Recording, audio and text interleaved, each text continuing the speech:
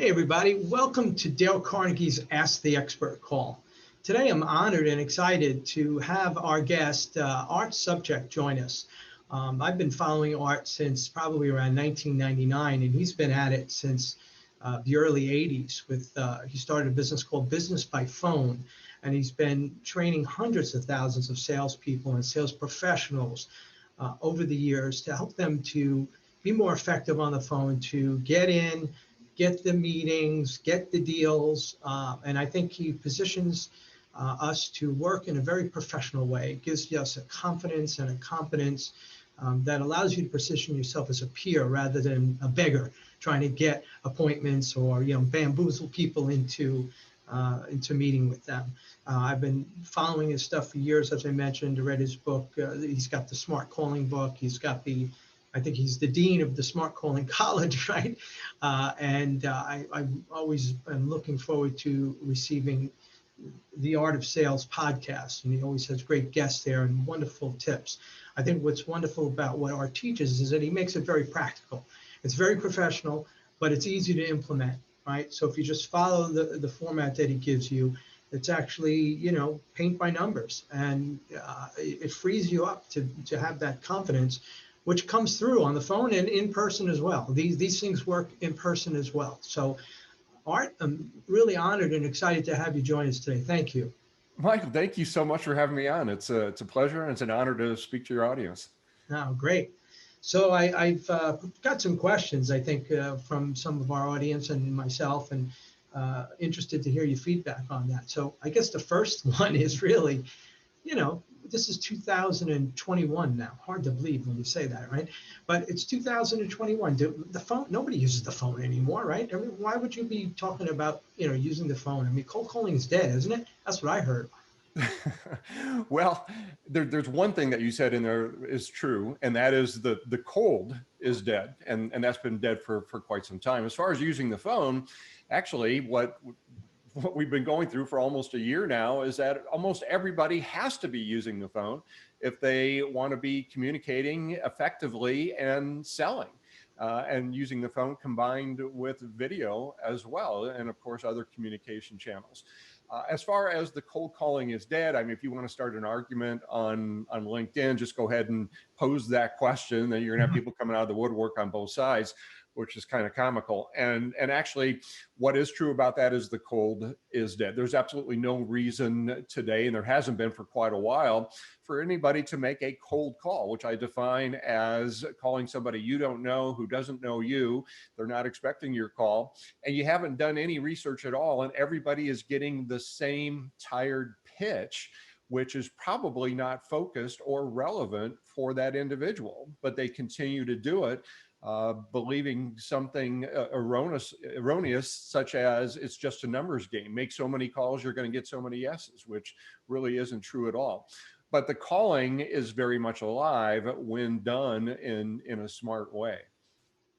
Interesting, very interesting perspective. And you're right about, with the pandemic, the fact that we now, have to rely on that. Although I think one of the challenges is that not everybody's in the office, right? So for instance, sending a letter in the mail is in many cases totally useless because they're not there to receive it. And so your point is well taken that the phone would be perhaps a better way. But, I think with younger executives, they might be less likely to be on the phone. Isn't email the preferred way of communication now? Wouldn't that be the better way to do it? Well, I'm not sure if it's better. It's certainly one form of communication. And today, email most definitely should be a part of our arsenal. We should be using it in the right way. We shouldn't be using it to make a pitch or to simply ask for an appointment in a cold email without having some potential value.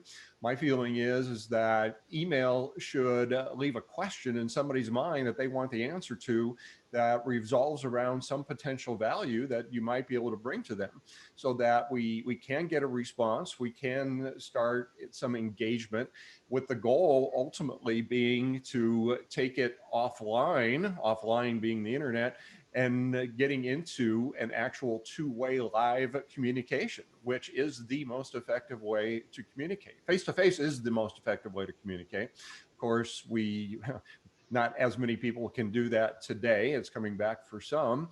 And if we can do it by video, then we're kind of bridging that visual gap. But next in line is still the old audio, which is using the phone. And you're right, there are some people who have shied away from the phone, but you know what has been happening over the past year, and I know this from my clients telling me this, is that the ones who are surviving and thriving, regardless of their age, are the ones who had been all along using the phone and had good communication skills.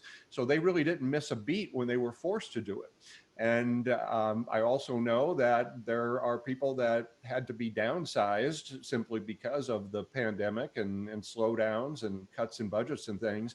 And the ones who were let go were the ones who were not proficient at actually having conversations.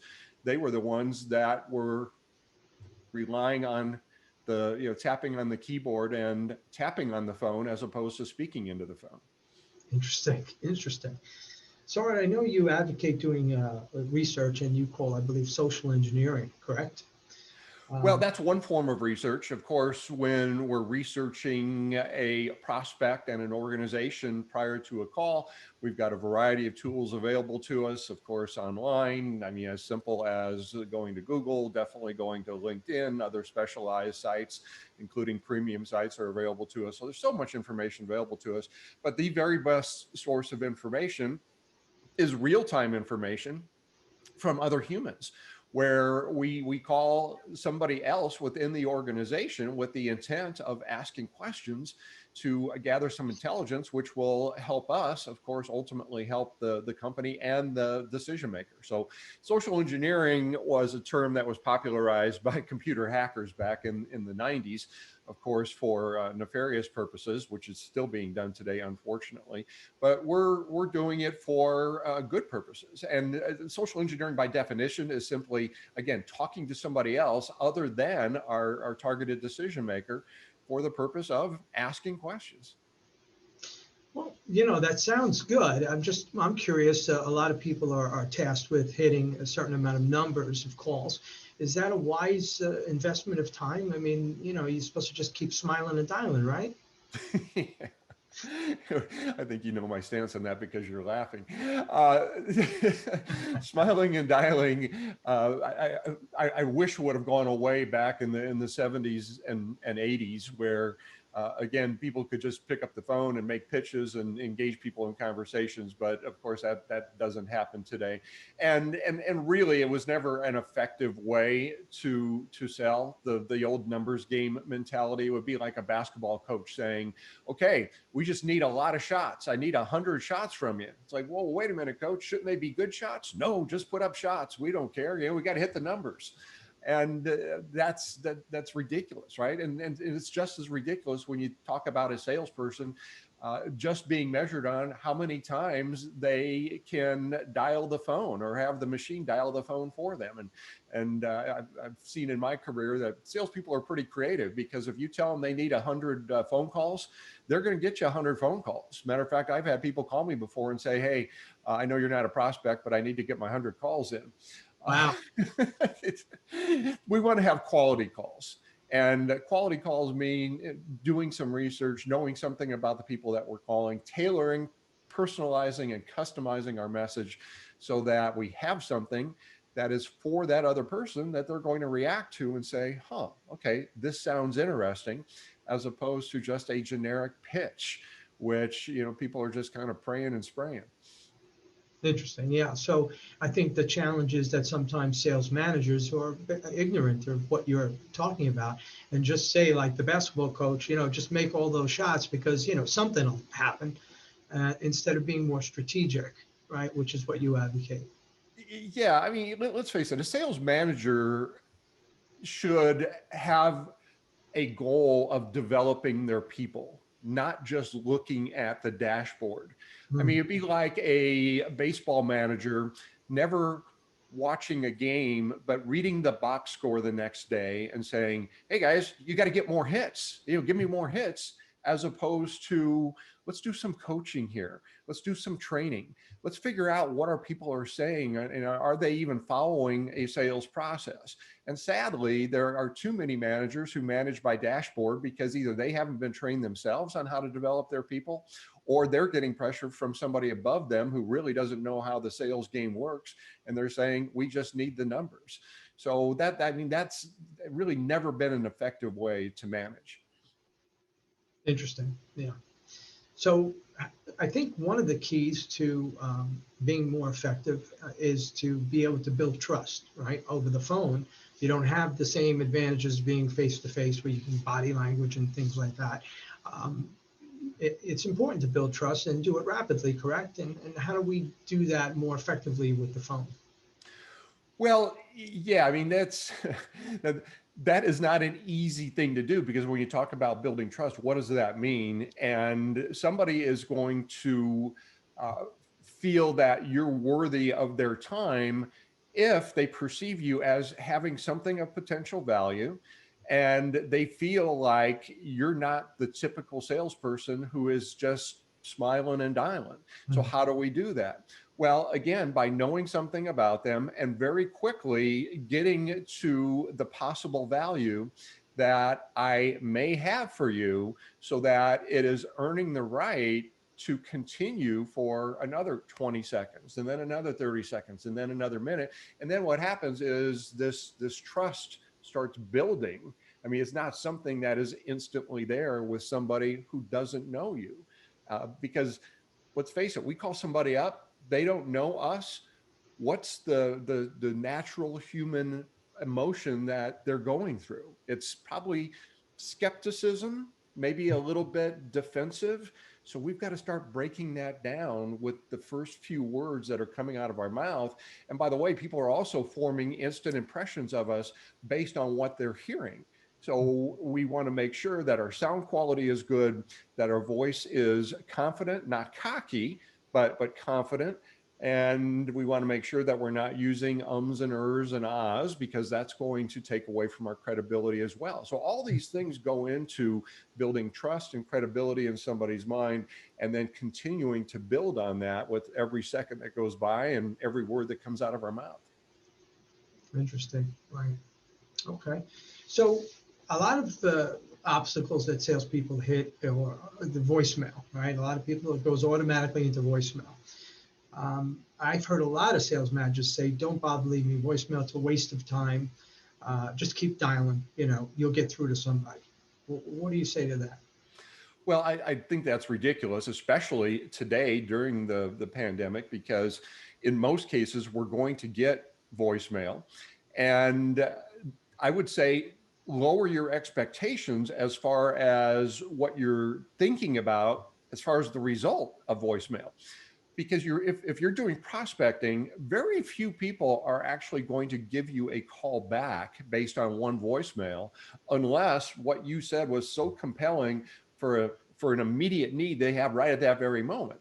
So my suggestion is, and by the way, you've already done the heavy lifting, right? We have done all of our preparation. We've planned out our opening statement. The opening statement and the voicemail should be almost identical. But what we're really trying to do with the voicemail, again, is leave a question in somebody's mind that they want the answer to about the possible value that you hinted at, so that the next time your call comes in, maybe they'll see your name or company name on caller ID.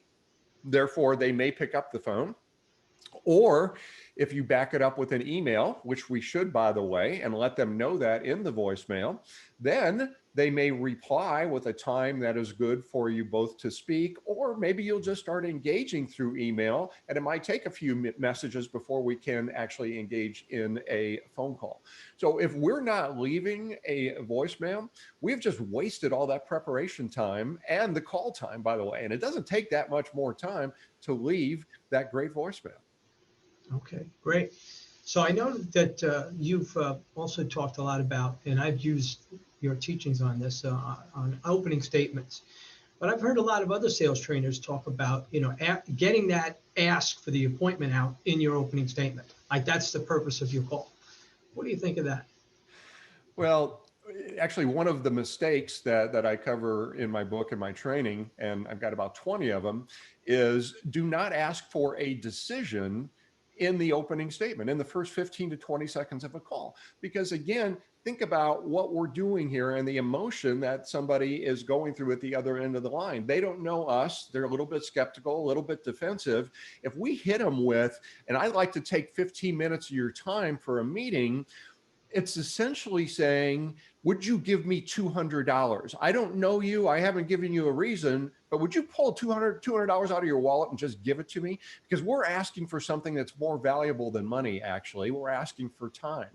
And we have not even given them a reason to stay on the phone with us for another 10 seconds, but yet we're asking for a meeting, which to me is ridiculous. It would be like somebody going up to somebody else in a bar or a social situation that they don't know, when we're able to do that, right?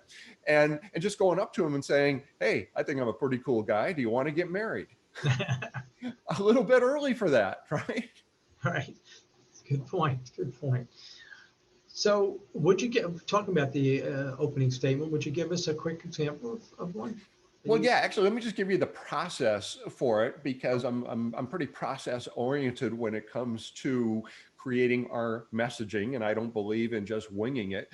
So the smart call opening statement process, after we've done our research or social engineering, is to first of all identify yourself and your organization, and then we want to start out with some type of connection. A connection could be something that I know about you. It could be commenting on a post you made on social media or your blog. It could be something that I heard from somebody else in your organization.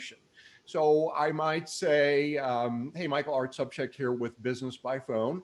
First of all, I want to tell you I really enjoyed your post on whatever on LinkedIn.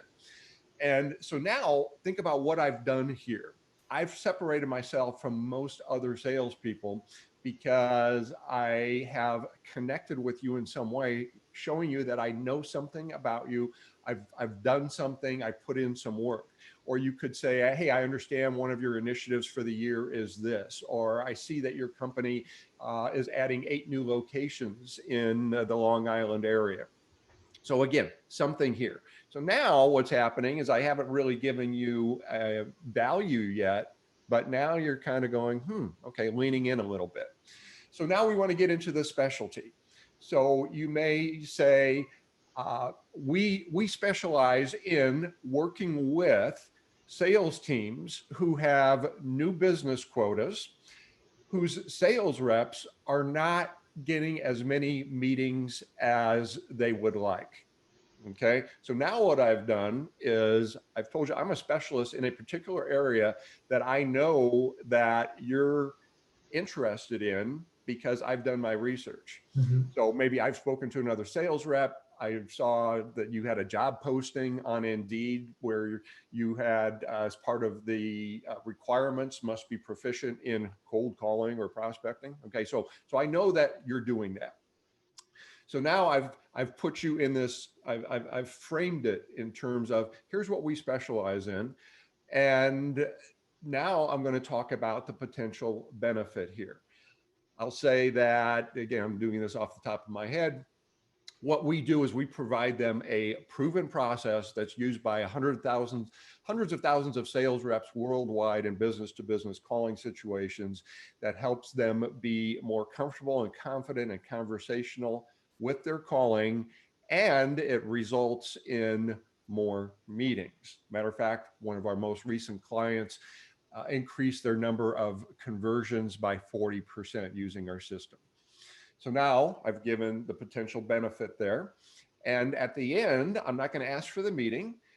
It's going to be very subtle. The biggest decision I want you to make is if I can ask you some questions. Okay. So I'm going to say, what I'd like to do is ask you a few questions, see if it might be worthwhile for us to have a conversation.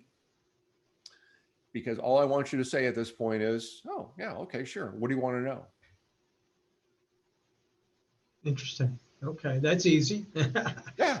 And, it certainly aligns well with what we teach at Dale Carnegie, by showing interest in the other person, doing the research. and trying to see things from their perspective, which should get their attention and maybe get a few more seconds to possibly have that bigger conversation.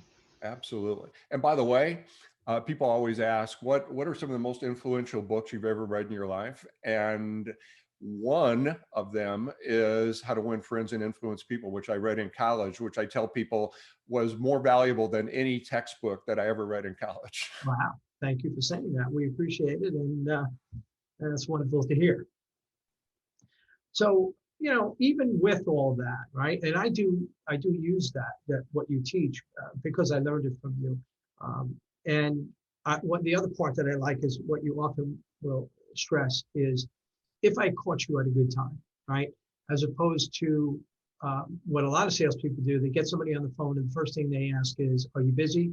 Do you have a minute?" Which is easy to, reject the call at that point and get hung up on it. So I love the way you position that because you're still being considerate of their time, but you're asking that question and sounding very more like a peer. Yeah, let me just address that. I'm glad you brought that up. There are so many people out there today that use gimmicky things and they actually apologize for calling somebody up. And I mean, again, you can look on LinkedIn and you can see some of these things and they'll start out the call with, hey, will you give me 20 seconds? I mean, you can hang up on me if you want. Or this is a cold call and I'll just let you know right now that I'm going to take 1 minute and if you don't want to hear any more after, I mean, all kinds of stuff like that, which to me, peers don't talk to peers like that. And if you follow the process, I know something about you, here's what we do, we might have the we might have the basis for further conversation. If you want to respect somebody's time, I love to use the line that you just mentioned there, and I use it at the end, which I say is completely optional. If you want to do it, fine. If you don't, fine too. But it's not asking, do you have a few minutes to talk? I'm just mentioning it. Right. So where I would insert that is at the end and say, and if I've reached you at a good time, I'd like to ask a few questions to see if we might have the basis for further conversation.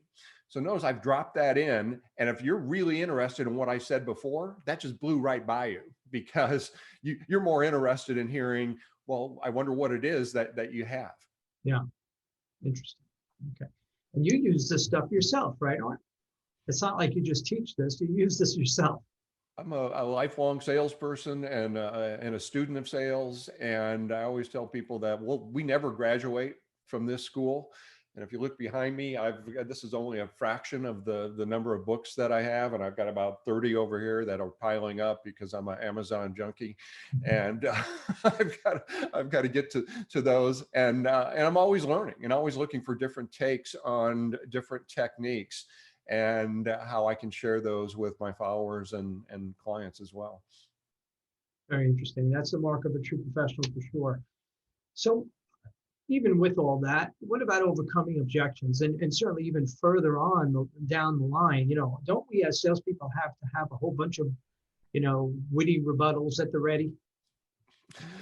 Yeah, I actually make fun of the goofy objection rebuttals because if somebody truly objects to what we're saying and we come back with a witty answer, essentially what we're doing is we're telling them they're wrong. And gosh, I know if you tell somebody they're wrong, they're always going to agree with you, right? I always ask people, anybody here married? How's that work for you? So here's the thing. An objection is a sign that something broke down in the whole process here.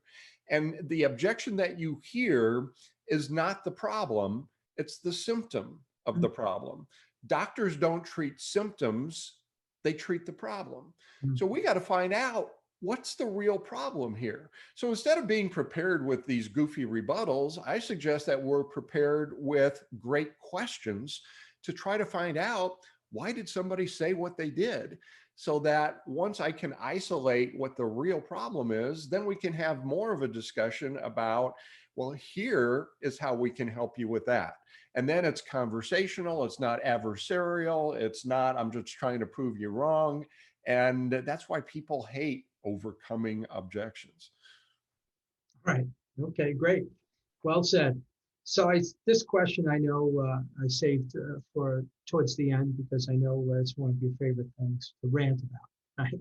So how do you blow past the gatekeeper? I mean, they're just trying to prevent us salespeople from making a living. So we just need to dispense with them quickly. How do we do that? So I know you're setting me up for a rant here because you know my material, and I've said for a long time that gatekeepers, and I hate to use that word, I like to call them assistants. Assistants are much better at getting rid of salespeople than salespeople are at trying to go above, around, through, over, or past them, because they've heard every single technique in the book. And I like to call them assistants because they're the buyer's assistant and they're our assistant as well when we work with them. And their job isn't to get rid of everybody. Their job is to not let through the time wasting salespeople who are trying to get past them. Now, if I have somebody who's the most important person in my world at that very moment, as it relates to speaking with the boss, of course, I'm going to treat this person with the utmost respect. I'm going to treat them as the buyer because I have the same goal they do, making sure that the boss only talks to people who have something of potential value. So I'm going to engage that person. I'm going to do some social engineering with them. I am going to treat them like the very important person that they are. And that's where professionals set themselves apart from the cheesy salespeople. I think that's a refreshing and fascinating perspective that a lot of people should really listen to. That's great advice. Um, Art, I appreciate you spending the time with us today here on Dale Carnegie's Ask the Expert call. It's certainly been wonderful to chat with you. I want to, when I post this, I will include links to the art of sales and your smart calling stuff. And I'd like to just encourage people to check out the stuff because as you can tell from the conversation, Art is just an incredible treasure of information that he has. And I think, again, as I said up front, you really would position yourself much more professionally if you followed some of what he teaches. So I encourage you to check out his books and his podcasts. And I've been reading the emails, like I said, since over 20 years, and it's helped me a lot. So it's been a pleasure and a privilege to chat with you today, Mark. One other question for you. On the Art of Sales podcast, the quote of the day song, is that you singing? No. Actually, I heard a musician who does jingles. Oh, I was trying to figure out, does that sound like his voice? I wasn't sure. But so Yeah, I'd and like to. then of course I have a professional voiceover guy who does the introduction. Yes, yes, The very deep voice. Right. yeah, the voice of God there. That's right. Well, again, Art, thank you so much for joining us today. I think you gave a lot of great information that people can use, and I encourage our audience to go check out all your stuff and hire you and bring you in. Thank you, Michael. Thank you so much. And again, I got to reiterate I admire the work you do there. And Dale Carnegie was a huge influence early in my life and continues to be. Thank you. We really appreciate that. Bye-bye.